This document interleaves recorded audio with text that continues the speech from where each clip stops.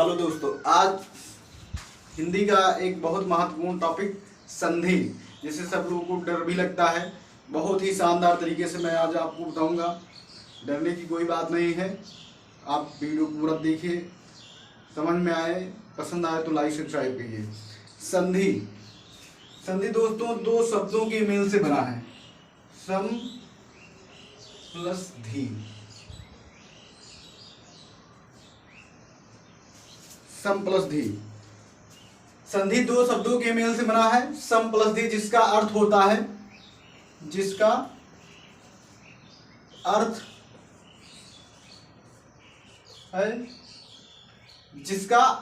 Mail. जिसका अर्थ है mail. संधि का अर्थ ही होता है, या संधि को हम कह सकते हैं मेल, जोड़, समझौता,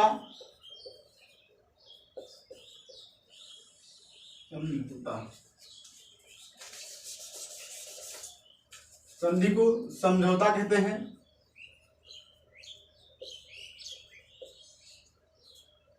और एक प्रकार का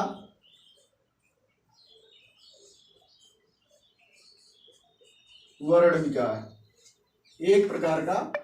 विकार, तो संधि को मेल, जोड़, समझौता और एक प्रकार का वर्ण विकार कहते हैं। संधि दो शब्द से मिलकर बना है, सम प्लस धी, जिसका अर्थ होता है मेल। अर्थात दो वर्णों के मेल से हुए परिवर्तन को संधि कहते हैं।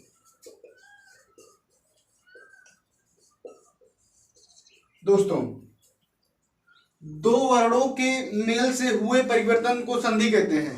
मतलब दो वर्ण जब आपस में मिलेंगे, उनमें कुछ परिवर्तन होगा, तो उस परिवर्तन से संधि कहलाता है। विकार, यहाँ पे एक शब्द लिखा है, एक प्रकार का वर्ण विकार, यानी कि वर्णों में जो परिवर्तन देखने को मिलता है, उस विकार को, उस परिवर्तन को संधि कहा जाता है। सम धम धी, धम प्लस धी का अर्थ होता है अर्थात मेल।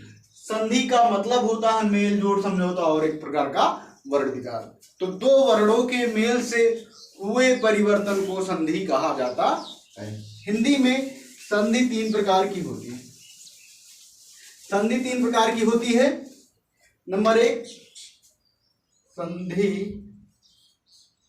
तीन प्रकार की होती है। एक स्वर संधि,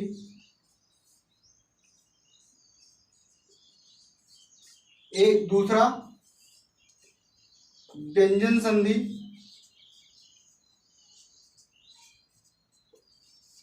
और तीसरा विसर्ग।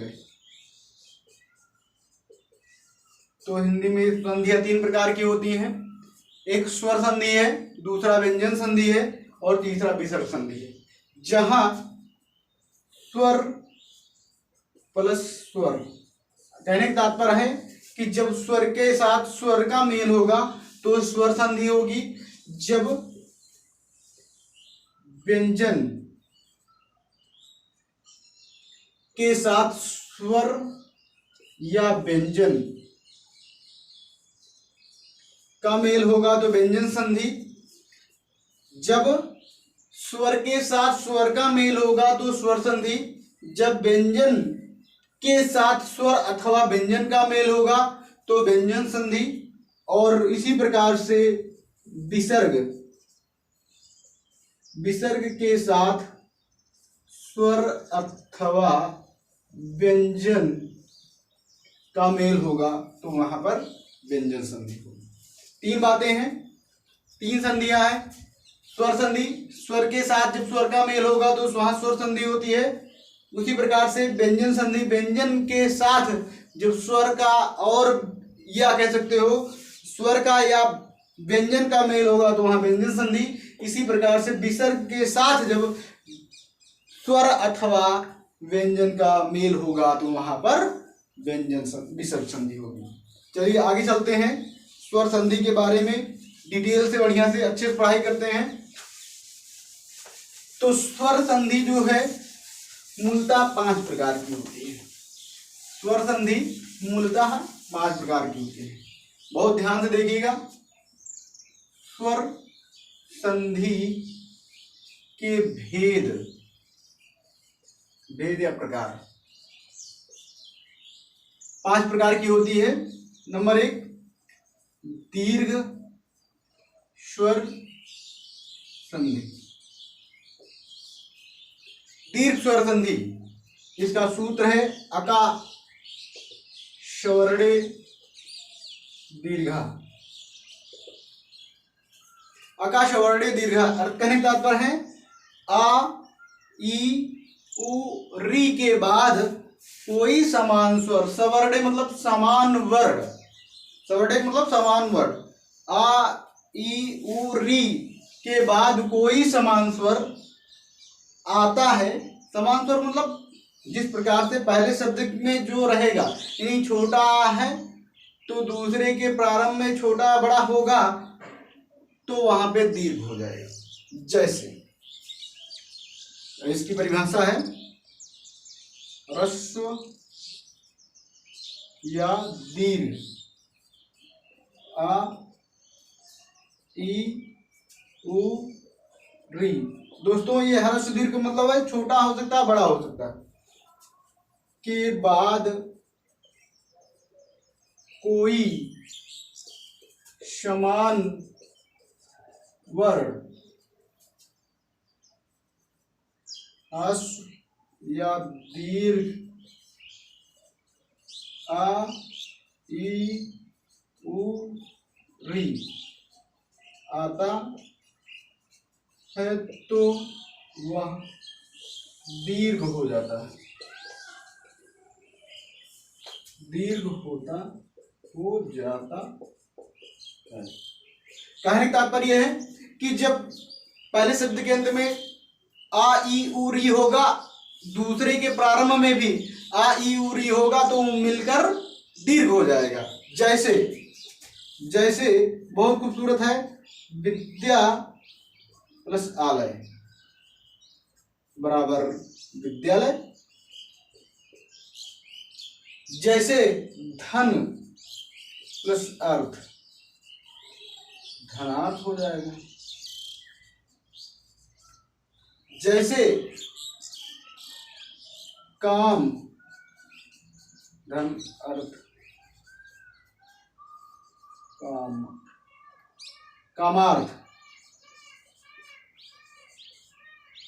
ये यहां देखिए विद्या धनालय विद्यालय, विद्या धनालय विद्यालय, धन प्लस अर्थ धनार्थ, काम प्लस अर्थ कामार्थ। इसी प्रकार से युग धन अंतर, युग धन अंतर तो हो जाएगा युगांतर, युगांतर।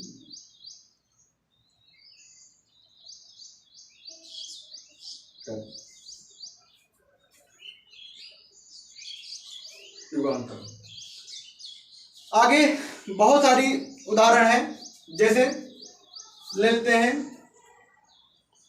राम धन अवतार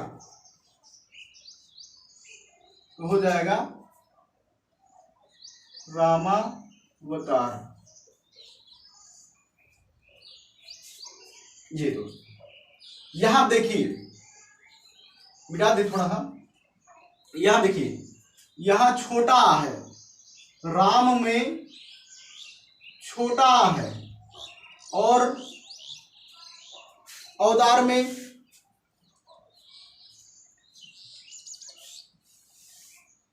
छोटा है, राम में छोटा है और अवतार में छोटा है, छोटा छोटा मिलकर बड़ा हो गया। यहाँ पे देखिए विद्या धनालय, विद्या में बड़ा है उसी प्रकार से आलय में बड़ा है तो बड़ा बड़ा मिलकर बड़ा हो गया। इसी प्रकार से धन देखिए यहाँ छोटा है यहाँ छोटा मिलकर बड़ा हो गया। इसी प्रकार से काम में छोटा है प्लस वहां अर्थ में छोटा है मिलकर बड़ा हो गया। इसी प्रकार से युग और अंतर में भी हो रहा। आगे दोस्तों चलते हैं।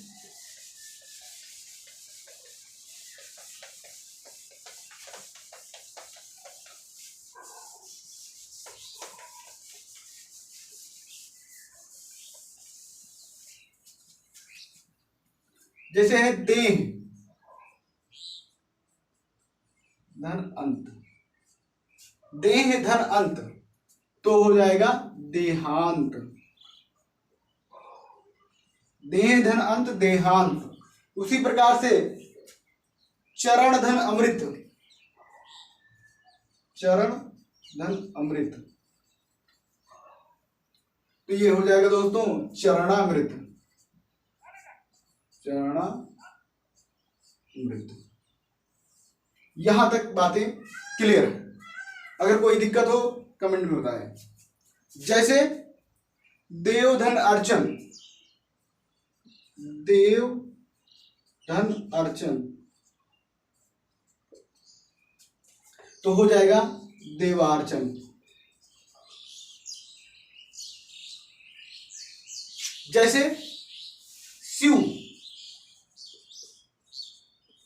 धन आलय तो हो जाएगा दोस्तों शिवालय। शिवालय, शिव धन आलय शिवालय। देव धन अर्चन देवार्चन, चरण धन अमृत चरणामृत, देह धनंत देहांत।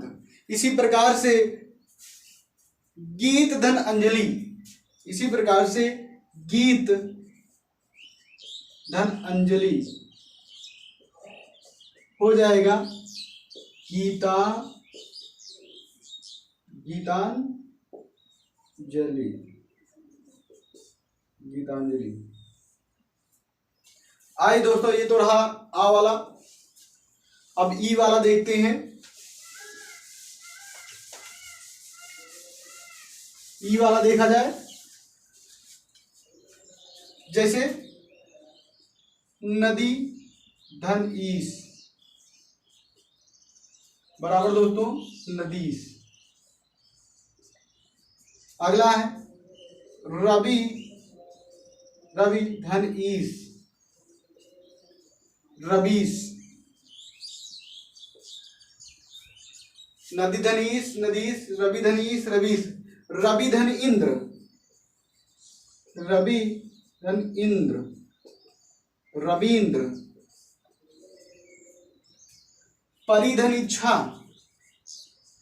परिधन इच्छा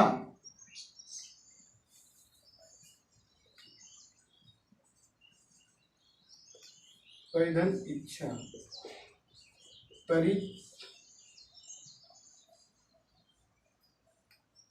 परीक्षा।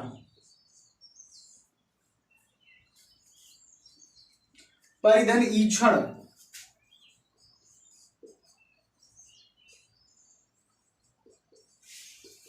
परीक्षण।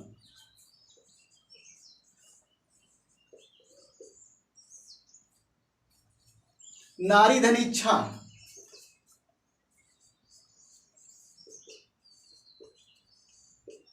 तो हो जाएगा नारी इच्छा।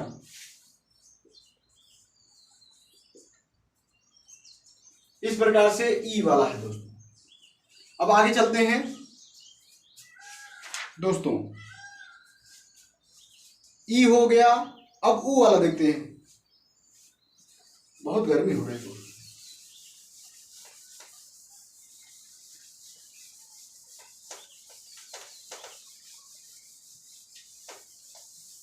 ऊ वाला दोस्तों देखते हैं।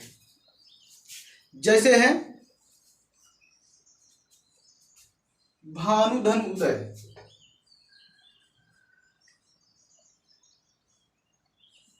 भानुधन उदय तो हो जाएगा भानु। बधु धन उत्सव हो जाएगा बधूत्सव।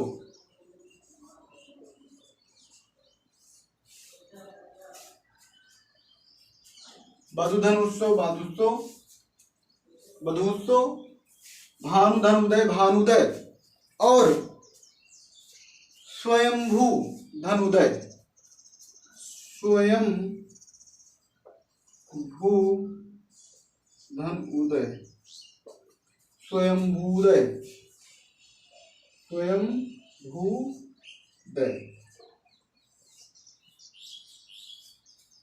इसी प्रकार से है लघु धन उर्मी, लघु धन उर्मी दोस्तों हो जाएगा लघुर्मी। लघुर्मी, बधूत्सव, भानुदय, स्वयंभूदय और अनुधन उदित। आगे है अनुधन उदित, अनुदित,